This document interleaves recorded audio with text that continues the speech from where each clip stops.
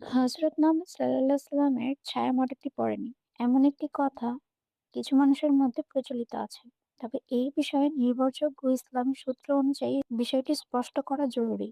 মূল কথা, কোরআন বা সহিহ হাদিসে এমন কোনো প্রমাণ নেই যে নবী সাল্লাল্লাহু সাল্লামের ছায়া পড়তো না।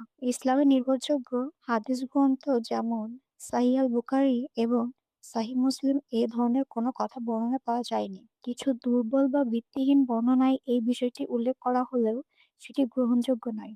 অনেক বিখ্যাত ইসলামী স্কলার যেমন ইবনে তাইমিয়া, ইবনে কাথির বলেছেন, মহানবী সাল্লাল্লাহু আলাইহি সাল্লাম মানুষ ছিলেন, তাই তার শরীরের স্বাভাবিক বৈশিষ্ট্য যেমন ছায়া পড়া থাকা স্বাভাবিক।